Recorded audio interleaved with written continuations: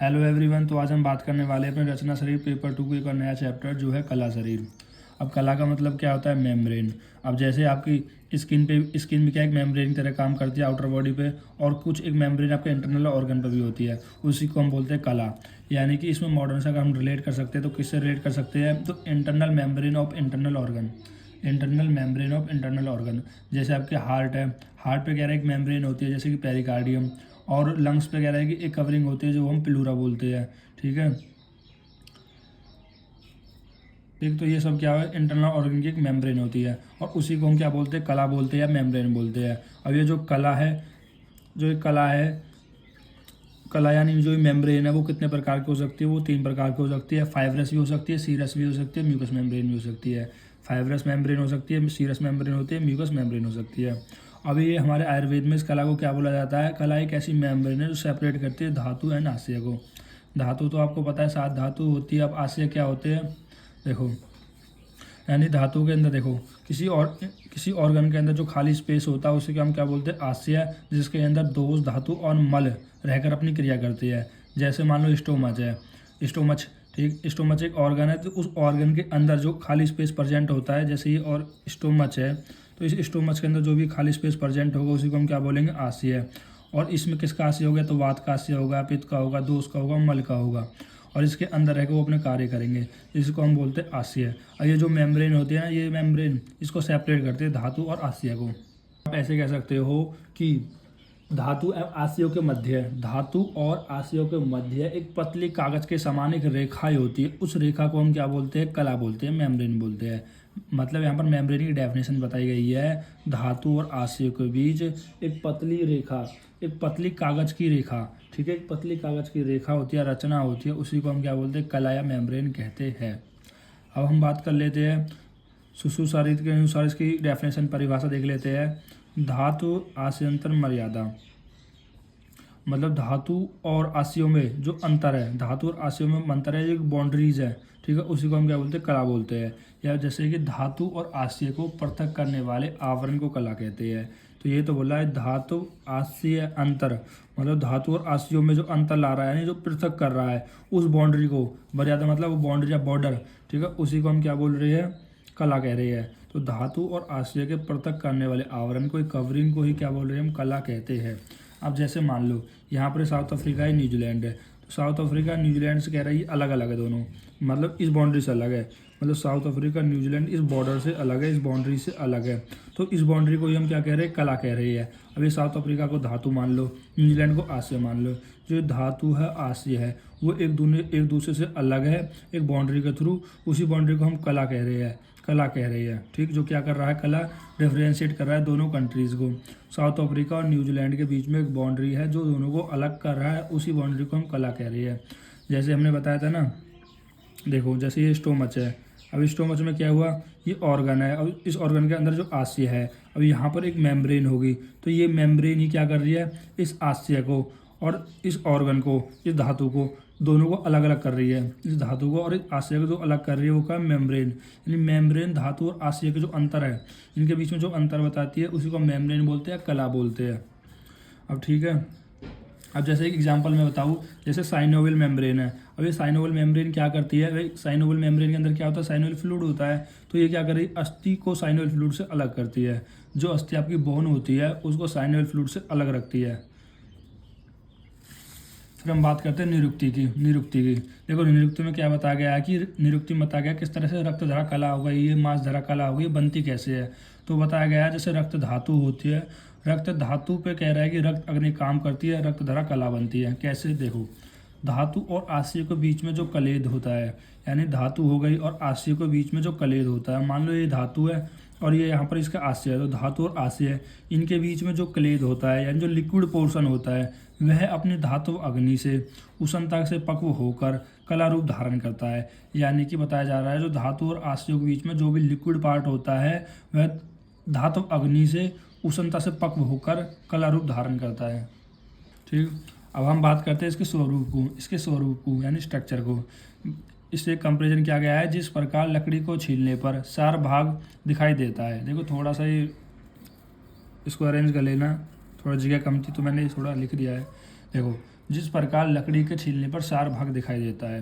देखो, जब भी आपके घर में कह रहा फर्नीचर का काम हुआ होगा, जो कारपेंटर होते हैं वो लकड़ी को जब घिसते हैं तो वो क्यों घिसते हैं, ताकि जो नई लकड़ी है वो अच्छे से आ सके, जो उसकी रेखाएँ है, जो उसकी चमक है, डिजाइन है, वो अंदर से छील के उसको निकाल देते हैं, छील के। तो यही बता रहा है, जिस प्रकार लकड़ी को छीलने पर सार भाग दिखाई देता है, वैसे ही मांस को छीलकर निकालने पर धातु भी दिखाई देती है। जिस तरह लकड़ी को छीलने पर लकड़ी का सार भाग दिखेगा, उसी तरह मांस को छीलने पर मांस के अंदर भी क्या धातु भी दिखेंगी। जैसे कि अस्थि दिख जाएगी, आपको जब मांस हटाओ तो अस्थि दिख जाएगा, मज्जा दिख जाएगा, इस तरह से। अब धातु और आशय के मध्य क्या होती है, कला होती है। तो मैंने बता दिया, धातु और आशय के जो मध्य होती है कला या मेम्ब्रेन होती है। और इसका जो मेम्ब्रेन का जो स्ट्रक्चर है, ठीक है, यानी जो एक कला है, कला के बारे में बताया जा रहा है, जो उसका स्ट्रक्चर उसमें क्या होती है, जरायु के समान होता है। जरायु का मतलब होता है सीरस मेम्ब्रेन। देखो, एक जरायु यहाँ पर प्लेसेंटा भी था, जो यहाँ पर प्लेसेंटा नहीं होता, ठीक है, उसके जरायु का मतलब प्लेसेंटा भी होता है, जरायु का मतलब यहाँ पर सीरस मेम्ब्रेन है। तो इसका जो कला का कह रहा है कि स्वरूप है, किस तरह से बताया जा रहा है कि जरायु के समान होता है, यानी सीरस मेम्ब्रेन के समान होता है, श्लेष्मा से युक्त होता है, यानी म्यूकस से भरा हुआ होता है, और स्नायु से ढकी होती है। स्नायु यहाँ लिगामेंट बोल दो, क्योंकि लिगामेंट कह रहा है फाइब्रस कनेक्टिव टिश्यू से बने होते हैं, या फिर स्नायु से ढकी होती है, यानी फाइब्रस स्ट्रक्चर से ढकी होती है। उससे मिलकर क्या बना, कला, यानी जो मेम्ब्रेन है वो सीरस मेम्ब्रेन, म्यूकस और फाइब्रस इन तीन चीज़ों से मिलकर बनी होगी। इन तीनों चीज़ों से कह रहा है कि युक्त बना हुआ होता है। और अगर आपको याद हो तो मैंने भी यही तो बताया था आपको, जो मेम्ब्रेन है वो 3 प्रकार की होती है, फाइब्रस, सीरस और म्यूकस मेम्ब्रेन। यहाँ पर हम फाइब्रस को क्या बोल रहे थे, फाइब्रस को हम बोल रहे थे स्नायु, और सीरस को बोल रहे थे जरायु, और म्यूकस को बोल रहे थे श्लेष्मा। तो इंपॉर्टेंट है, सीधा एमसीक्यू में पूछ लिया जा सकता है, जो कला का स्वरूप है वो किसके समान बताया गया है। तो आपका जरायु, श्लेष्मा और स्नायु।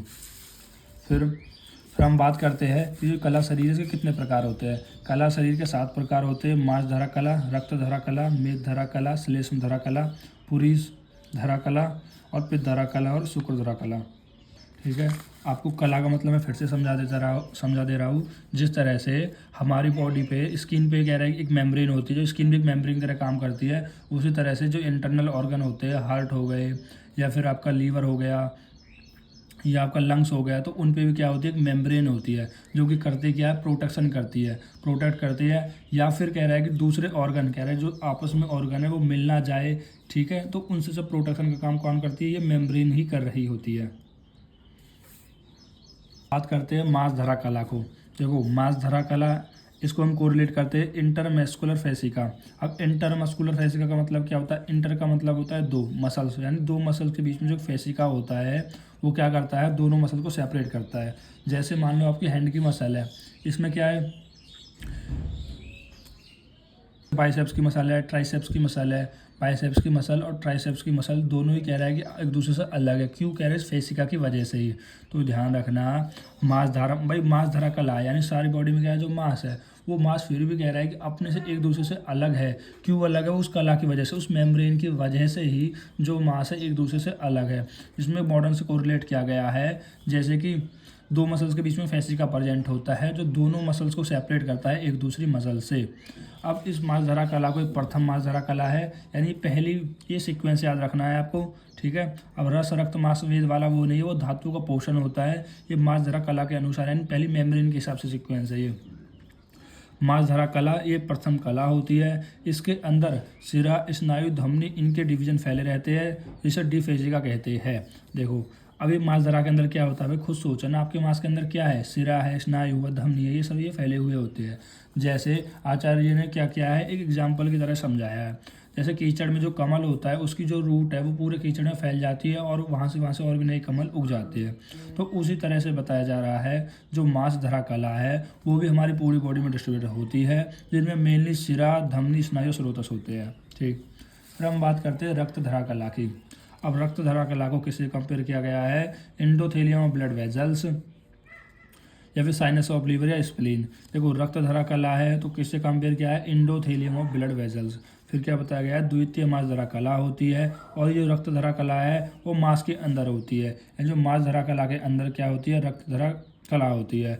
विशेष रूप से रक्त जो है यकृत में, पिलिया में एवं सिराओं में पाया जाता है। सिंपल सी बात है, रक्त किस में पाया जाएगा, यकृत, लीवर में पाया जाएगा, स्प्लीन में पाया जाएगा, और सिरा यानी वेन में पाया जाएगा। अब यहाँ से एक एग्जाम्पल बताने की कोशिश की है, जिस तरह से दूधी वृक्ष को काटने से दूध निकलता है, वैसे ही मांस पर क्षत इंजरी से रक्त निकलता है। जैसे आपने अक्खा का पेड़ देखा होगा, जिसको गहरा कट करते तो सफ़ेद सफ़ेद लिक्विड पोर्शन निकलता है, ठीक है। उसी तरह बताया जा रहा है, आप मांस पे कह रहे कोई कट मारोगे, इंजरी करोगे तो वहाँ से भी कह रहा ब्लड निकलेगा, वही कह रहा रक्त धरा कला है। फिर हम बात करते हैं मेद धरा कला की। अब मेद का मतलब वही फैट होता है, या फिर मेद धरा कला को कंपेयर कर सकते हैं ओमेंटम को। अब जैसे आपकी स्टोमच होती है, तो स्टोमच में एक मेम्ब्रेन होती है, इसको हम बोलते हैं ओमेंटम। ग्रेटर ओमेंटम भी होती है ग्रेटर कर्वेचर की तरफ, और लेसर ओमेंटम होती है लेसर कर्वेचर की तरफ, ठीक है। तो इस मेद धरा कला को कोरिलेशन किया गया मॉडर्न में ओमेंटम के साथ। तो क्या बताया गया है, जो मेद है, मेद क्या एक प्रकार का फैट है, वो सब प्राणियों के उदर तथा छोटी अस्थियों में पाया जाता है। अब जितना भी फैट है ना, ये मेद है, वो कहाँ पर पाया जा रहा है, उदर में। उदर यानी एब्डोमेन में पाया जा रहा है, ठीक है। और कहाँ पर पाया जाता है, छोटी अस्थि रेड बोन मैरो में पाई जाती है। अगर आपने हमारी फिजियोलॉजी वाली वीडियो नहीं देखी, जिसमें मैंने पूरी बोन मैरो को अच्छे से समझाया, तो आप वो जाके देख लीजिए और अच्छा समझ में आपको आएगा। तो आपको क्या ध्यान रखना है, मेद धरा कला यानी कि कहाँ पर सभी प्राणियों के उदर यानी एब्डोमेन में होती है, और छोटी अस्थियों में होती है। अब छोटी अस्थियों में क्या पाया जाता है, रेड बोन मैरो पाया जाता है। बड़ी अस्थियों में क्या पाया जाता है, येलो बोन मैरो पाया जाता है, और ये येलो बोन मैरो रिस्पॉन्सिबल होता है मज्जा की फॉर्मेशन में, ठीक। तो छोटी बोन मैरो से रेड बोन मैरो की फॉर्मेशन होती है, और बड़ी अस्थि से येलो बोन मैरो की फॉर्मेशन होती है, और यही येलो बोन मैरो आगे जाके मज्जा का फॉर्मेशन करती है। अब हम बात करते हैं श्लेष्म धरा कला की। श्लेष्म धरा कला की, ठीक है। श्लेष्म मतलब जो म्यूकस, देखो श्लेष्म धरा कला किससे रिलेट को मॉडर्न में किससे को रिलेट किया गया है, साइनोवियल मेम्ब्रेन से। किससे कोरिलेशन, देखो आपको कोरिलेशन ज़्यादा ध्यान रखना है तो आपको अच्छे से याद आ जाएगा। साइनोवियल मेम्ब्रेन से समस्त प्राणियों के संधि में पाई जाती है। भाई साइनोवियल मेम्ब्रेन कहाँ पाई जाती है, जॉइंट्सों में तो पाई जाती है, क्योंकि जॉइंट में फ्रिक्शन ना हो इसलिए कह रहा है वहाँ पर एक फ्लूइड होता है साइनोवियल फ्लूइड, और उस साइनोवियल फ्लूइड को कौन कवर करती है, साइनोवियल मेम्ब्रेन, ठीक। ताकि इसलिए कवर करती है ताकि वो आपके जॉइंट से ना मिले और वहाँ पर प्रेजेंट रहे, लुब्रिकेशन की तरह काम करे, और आपके जॉइंट है वो अच्छे से काम करते रहे। जिस तरह से बाइक के लिए सर्विस होती है ना, पेट्रोल एक लिक्विड चाहिए, इंजन ऑयल चाहिए, उसी तरह से आपको जॉइंट को भी एक ऑयल चाहिए। वही ऑयल कुछ नहीं है, वो साइनोवियल फ्लूइड ही है, जिसको कवर करते हैं साइनोवियल मेम्ब्रेन, और जो कि आपके हर एक जॉइंट में पाया जाता है, जैसे कि समस्त प्राणियों के संधि में पाई जाती है, ठीक है। इसका कार्य संधियों में स्निग्ध करना एवं मूवमेंट कराना है। इसका कार्य क्या है, साइनोवियल फ्लूइड का संधियों में स्निग्ध कराना है और इनको मूवमेंट कराना है। अब यहाँ पर एक एग्जांपल बताया गया है, जैसे एक पहिया है, इस पहिए का जो ये चक्र है, इस चक्र के अक्ष पर हम क्या लगा दें, इस चक्र के अक्ष पर हम क्या लगा दें, तेल लगा दें। तो होगा क्या, इस तेल लगाने की वजह से इसमें फ्रिक्शन नहीं होगा। जब फ्रिक्शन नहीं होगा तो मूवमेंट ज़्यादा होती है। आपको पता है जो फ्रिक्शन है वो मूवमेंट को कम करता है, लेकिन तेल लगाने की वजह से फ्रिक्शन होगा ही नहीं, तो मूवमेंट बहुत ज़्यादा तेज़ होगी। उसी तरह से जो साइनोवियल फ्लूइड है वो हमारी कह रहा है जॉइंट्स में होने की वजह से फ्रिक्शन नहीं होगा, तो हमें कोई कठिनाई नहीं होगी कोई भी कार्य करने में, और हमारी जो मूवमेंट है वो बहुत ज़्यादा होगी। अब हम बात करते हैं पुरुष धरा कला की। जो पुरुष धरा कला है उसको कोरिलेशन किया गया है म्यूकस मेम्ब्रेन ऑफ कोलोन और रेक्टम, ठीक। म्यूकस मेम्ब्रेन, कोलोन और रेक्टम। देखो ये कोलोन और रेक्टम किसका पार्ट है, लार्ज इंटेस्टाइन के पार्ट है, ठीक है। तो यानी कि देखो आपके पास 4 मेम्ब्रेन होती है। अगर आपको याद होगा जीआईटी में कौन कौन सी म्यूकस मेम्ब्रेन, सब म्यूकोसा, मस्कुलरिस एंड सेरोसा, ये होती है। ये सबसे इनर लेयर होती है, यानी कि ये सबसे इनर लेयर होती है किसकी, लार्ज इंटेस्टाइन की। कोलोन में कह रहा है कि 4 लेयर होती है। आपने देखा जो जीआईटी है वो 4 लेयर से मिलकर बना हुआ होता है, ठीक है। तो सबसे जो अंदर की layer mucus membrane of colon, उसी को हम क्या बोल रहे हैं, पुरुष धरा कला बोल रहे हैं। कोष्ठ में स्थित मल या पुरीस होकर पकवासे में मल का विभाजन करती है। इन जो आपके कोष्ठ में स्थित है, मल भी बोलता है, पुरीस ही बोलो, जो कि मल कौन सा मल है, पुरीस मल है। वो भाई 3 मल होते हैं ना, मूत्र, पुरीस और सुएज। तो उनमें से क्या जो पुरीस है होकर पकवासे में मल का विभाजन करती है। पकवासे का मतलब देखो पूरी इंटेस्टाइन हो जाता है यहाँ पर, स्मॉल इंटेस्टाइन भी और लार्ज इंटेस्टाइन भी, या कभी कभी कह रहा है कि इसका मतलब कोलो पकवासा का मतलब कोलोन भी ले लेते हैं, ठीक है।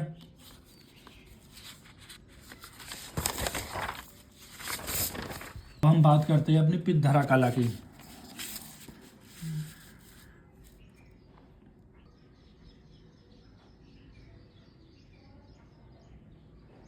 देखो अब हम बात करते हैं पित्त धरा कला की। ये पित्त धरा कला इंपॉर्टेंट है तो याद रखना। ये कला अमाशय और पकवासे के मध्य स्थित होती है, ठीक है। अमाशय यानी किसको बोल रहे हैं, स्टोमच को बोला जा रहा है, और पकवासे यानी स्मॉल इंटेस्टाइन को बोला जा रहा है। देखो पकवासे में कह रहा है कि हम स्मॉल इंटेस्टाइन लार्ज इंटेस्टाइन दोनों बोल सकते हैं, लेकिन केवल डुडोनियम ना बोले। जैसे हमने बोल दिया जेजुनियम पकवासे है, हाँ। इलियम पकवासे है, हाँ। क्या डुडोनियम पकवासे है? नहीं, केवल डुडोनियम को हटा देना। और जितने भी कह रहे पार्ट है हमारे स्मॉल इंटेस्टाइन लार्ज इंटेस्टाइन के, वो किसके अंदर आ सकते हैं? वो पकवासे के अंदर आ सकते हैं। ठीक, अब जैसे मान लो ये यहाँ पर इस तरह से सी शेप डुडोनियम होता है कुछ, और फिर ये जेजुनम चल जाता है। तो अब ये जो अमाशय है और ये पकवास है, ये डुडोनियम है, ये जेजुनम है, ये पूरा क्या है? पकवास है। तो इस डुडोनियम को हम क्या बोलते हैं? ग्रहणी बोलते हैं, क्योंकि जो अमाशय से जो भी अन्न आएगा, खाना आएगा, वो कहाँ पर आएगा? इस डुडोनियम के अंदर आएगा, और इस डुडोनियम को हम ग्रहणी भी बोल देते हैं। तो क्या बोल रही है? कला अमाशय और पकवासय के मध्य स्थित होती है, यानी जो मेम्ब्रेन होती है अमाशय और पकवासय, यानी इस डुडोनियम को बोला जा रहा है।